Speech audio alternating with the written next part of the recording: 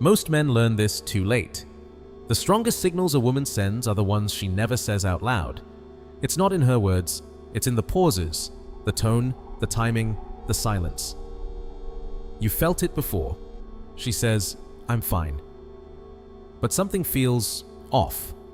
That's because attraction doesn't live in conversation. It lives beneath it. If you've ever felt this but couldn't explain it, comment, "Silence never lies." What men miss. Here's the truth. Most men realize too late. They listen to words, but attraction speaks in feelings. It doesn't announce itself clearly. It doesn't explain what it's doing. It shifts quietly under the surface. You've seen it. The replies get slower. The energy feels different. What once felt intense becomes distant, and the mind immediately asks, "What changed?" But nothing random is happening. There is always a shift underneath, a change in emotional rhythm, in perception, in feeling. Most men just don't see it because they're looking in the wrong place. They listen to what is said instead of sensing what is felt, and that's where everything starts to break. Modern psychology has been pointing at this for decades. Leon Festinger introduced the idea that humans often live in a gap between what they say and what they actually feel. This is known as cognitive dissonance, the tension between inner emotion and outer expression. In simple words, people don't always say what they truly feel. And when it comes to attraction, that gap becomes even wider. Because attraction is not logical, it's emotional, it's instinctive, it operates below language. A woman may say, "I'm fine," but her tone, her timing, her energy tells a completely different story. And if a man only listens to the sentence, he misses the truth entirely. This is what most men miss about women. They assume clarity exists in words. But attraction doesn't live there. It lives in tension, in pauses, in the way attention rises and falls. It lives in how quickly she responds, how she looks at you, how present she feels when she's with you. These signals are subtle, but they are real. Neuroscience supports this. Research in emotional processing shows that a large part of human communication is non-verbal. Tone, facial expression, timing, and body language carry more weight than the actual words being spoken. The brain reacts to emotional cues faster than it processes language. That means feeling comes first. Words come later. So when her energy changes, when something feels off, it's not imagination, it's information. But here's the problem. Most men are not trained to read it. They were taught to rely on logic, to solve problems through direct answers, to ask questions and expect clarity. But attraction doesn't follow that system. You can't ask your way into understanding it. You have to feel your way into it, and that requires awareness. Philosophers understood this long before modern psychology did. The thinkers of Stoicism emphasized perception over reaction. They believed that reality is not just what is said or seen, but how it is interpreted internally. A man who cannot read subtle shifts in emotion is a man who reacts too late. He waits for things to become obvious. But by the time something is obvious, the shift has already happened. This is why many men feel blindsided. Everything seemed fine. Then suddenly, it wasn't. But it wasn't sudden. The signs were there. In the slower replies, in the shorter conversations, in the reduced enthusiasm, in the emotional distance that slowly replaced intensity. Attraction doesn't disappear in one moment. It fades in patterns, and those patterns can be seen if you know where to look. Another important insight comes from relationship research. Studies by John Gottman show that emotional disconnection often begins long before any clear conflict appears. Small changes in responsiveness, attention, and emotional engagement slowly build into distance over time. In other words, what looks like a sudden loss of attraction is usually a gradual shift that went unnoticed. And again, most men miss it, not because they are incapable, but because they are focused on the wrong signals. They want direct communication. But attraction is indirect by nature. Now, here's the deeper layer. Women often don't express everything directly, not because they want to confuse, but because attraction loses its intensity when it is fully explained. Some feelings only exist when they are unspoken. The moment they are turned into clear language, they lose their emotional charge. That's why attraction shows itself through behavior instead of statements, through energy instead of explanation, through presence instead of words. And this is the gap most men never learn to see. They wait for confirmation. They wait for clarity. They wait for something to be said. But by the time it is said, it's usually already over. So if you focus only on what she says, you will always be one step behind. Because attraction is not something you hear.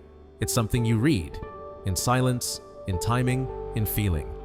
And the moment you start paying attention to that, everything begins to make sense. The shift you don't notice. There is a moment most men never see, not because it's hidden, but because it's quiet. Attraction doesn't collapse loudly. It doesn't announce something is wrong. It softens, the tone changes, the curiosity fades. The emotional charge that once felt effortless becomes effort. And this is where everything starts to drift, not in a dramatic ending, but in a slow, almost invisible shift. What most men don't understand is this: attraction is not stable. It moves. It rises and falls based on emotional stimulation, novelty, and perception. It reacts to how someone feels in your presence, not what you say, not what you promise, but how your presence affects their internal state. This is where science becomes clear. The brain's reward system, especially dopamine, is not triggered by certainty. It is triggered by anticipation. Studies in behavioral neuroscience show that dopamine spikes not when we receive something, but when we are about to receive it. That means desire is strongest in the space before something happens, in the unknown, in the maybe, in the tension between what is and what could be. And when that tension disappears, so does the intensity. This is where many men unknowingly make a mistake. They try to stabilize everything too quickly. They become predictable, always available, always responding the same way. At first, it feels like consistency, but emotionally, it becomes flat, because the nervous system doesn't respond strongly to what it can fully predict. This idea has been echoed in modern relationship thinking by Esther Perel, who explains that desire requires a sense of distance, not physical distance, but psychological space, a feeling that the other person is not completely known or controlled. When everything becomes familiar, the mind relaxes too much, and when the mind relaxes, it stops chasing. This doesn't mean you should act distant or play games. It means you should not collapse your entire identity into constant availability, because when there is no space, there is nothing to move toward. Now here's the deeper layer most men ignore. Attraction is tied to emotional contrast, not constant positivity, not constant reassurance. Contrast. Moments of connection followed by moments of independence, moments of intensity followed by moments of calm. This variation creates emotional movement, and emotional movement keeps the experience alive. Without it, everything becomes neutral. Psychologically, humans are wired to notice change more than stability. This is called contrast effect. The brain reacts more strongly when something shifts compared to when it stays the same. So, if your energy is always identical, your presence becomes background noise, and background noise is ignored. Philosophically, this connects to a deeper principle. Thinkers like Friedrich Nietzsche believe that life itself is driven by tension, between opposites, between forces, between movement and resistance. Without tension, there is no growth, no excitement, no meaning. Attraction follows the same law. It needs polarity, it needs movement, it needs a reason to stay engaged. Now look at what most men do when they feel things slipping. They try to fix it immediately, they send more messages, they give more attention. They try to bring things back to how they were. But this reaction often makes the shift worse, because instead of restoring tension, it removes it completely. The dynamic changes from mutual interest to one-sided effort. And the moment that happens, perception changes. Now she doesn't feel curiosity. She feels certainty. And certainty, when it comes too easily, lowers perceived value. This is not about playing hard to get. It's about understanding that attraction grows in spaces where there is something to discover, something to feel, something to anticipate. Another important insight comes from behavioral research.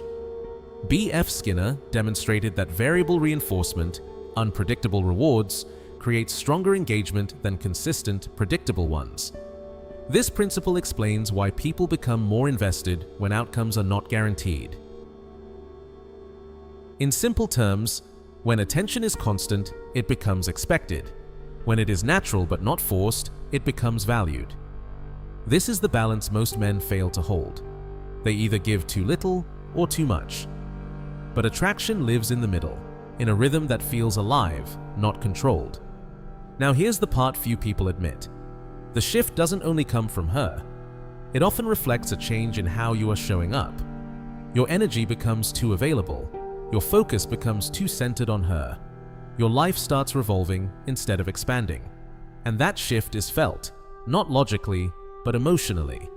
Because attraction is not just about how you treat her, it's about who you are while doing it.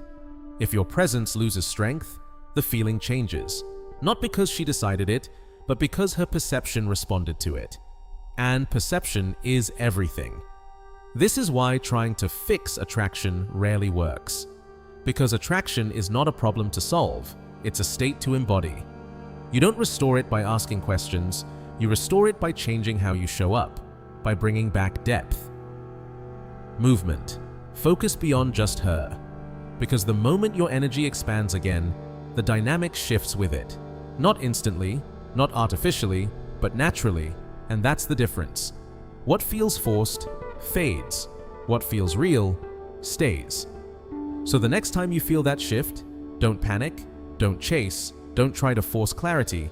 Instead, observe. Because the answer is already there.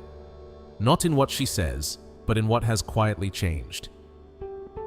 The moment you lose control. There comes a point where most men start trying too hard.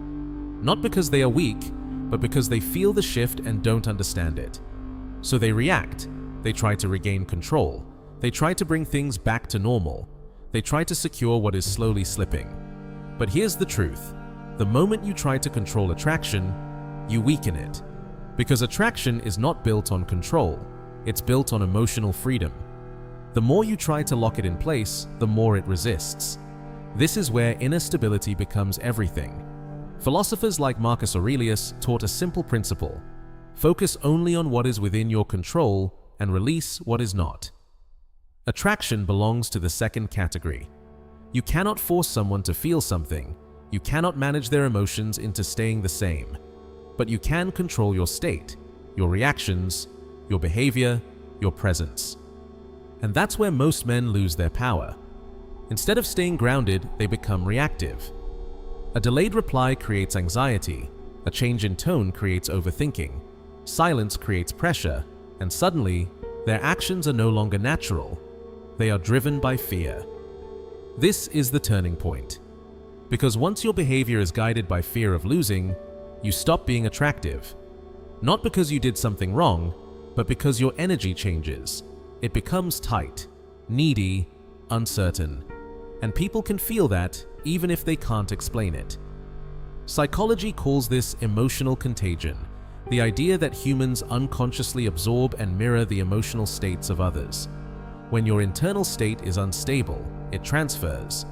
So instead of creating calm, you create tension. Not the kind that builds attraction, but the kind that drains it. This is why restraint matters. Not silence as a tactic, not distance as a game, but emotional discipline. The ability to feel something without immediately reacting to it. This idea was central to Stoicism, the belief that strength comes from mastering your inner world, not controlling the outer one. When you stop chasing control, something shifts. You become steady again, and steadiness is rare. Most people are reactive. Most people are easily shaken. So when someone meets a person who is calm under pressure, who doesn't rush to fix everything, who doesn't panic when things change, it stands out. Not loudly, but deeply. Because that kind of presence feels safe. Not safe as in boring, but safe as in grounded. There is no pressure, no force, no desperation, and that creates space. Space for emotions to move naturally, space for attraction to breathe again. Here's the paradox.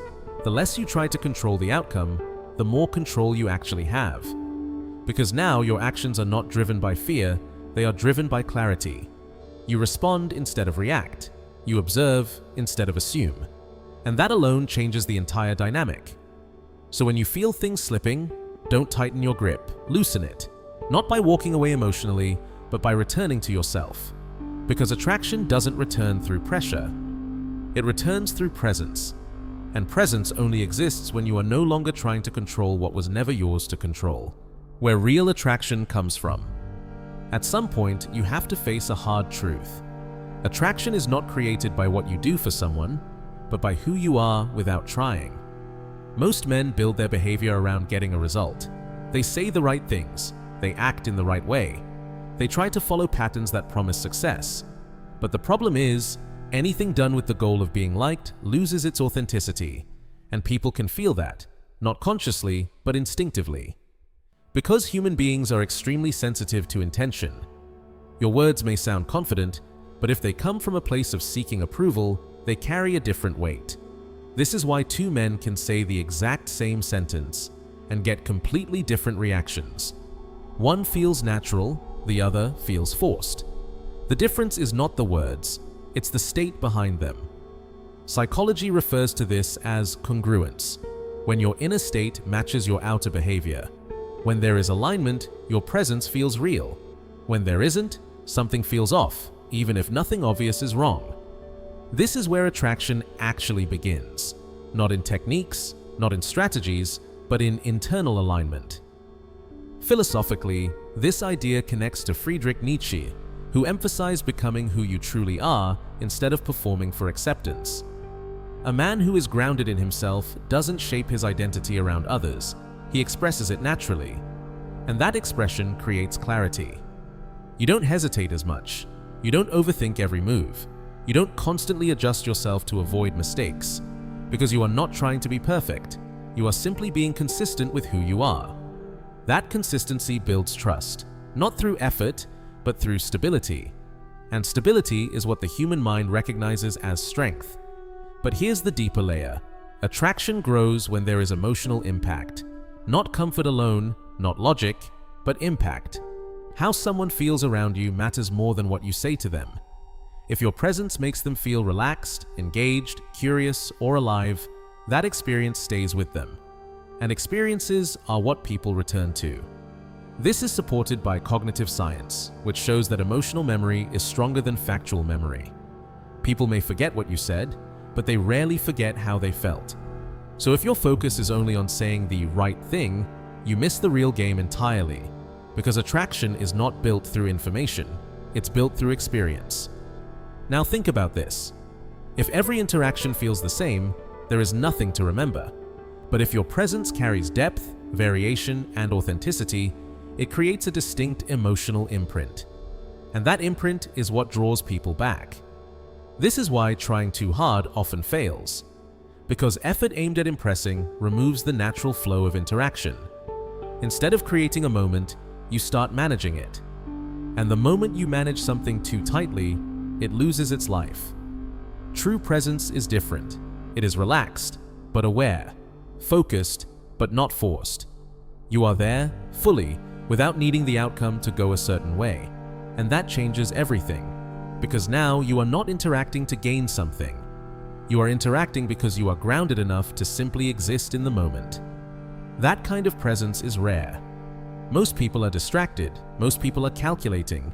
Most people are trying to be perceived a certain way. So when someone meets a person who is simply real, it stands out immediately, not as performance, but as clarity. And clarity is attractive because it removes confusion. It creates a sense of direction even without words. So in the end, attraction doesn't come from doing more. It comes from removing what is unnecessary. The overthinking, the over-adjusting, the constant need to control perception. When those layers fall away, what remains is something simple but powerful. A person who is aligned with themselves, and that alignment speaks louder than anything you could ever try to say. The weight of your presence. Attraction changes the moment a man understands this. Your presence is being felt long before your words are understood. People don't just react to what you say, they react to the weight behind you, your posture, your timing, your ability to stay steady when the moment becomes uncertain. These are the signals that matter, not loud signals, not obvious ones, subtle ones. A man who is fully present doesn't rush to fill every silence. He doesn't interrupt the natural flow of the moment. He lets things breathe, and that breathing space is where emotion develops. Because when everything is constantly filled, there is no room for anything to grow.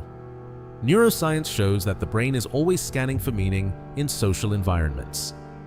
This process is called social attunement. The brain reads posture, eye contact, micro-expressions, and timing to decide how to respond to a person. So, even without words, you are communicating something constantly. Confidence, uncertainty, calm, tension, whatever you carry internally, it leaks outward. And this is where many men unknowingly lose ground. They focus on saying the right things, while their internal state tells a different story. But alignment changes that.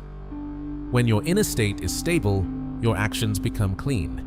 You don't hesitate unnecessarily, you don't overcorrect, you don't second-guess every interaction, you move with clarity, and clarity is felt instantly.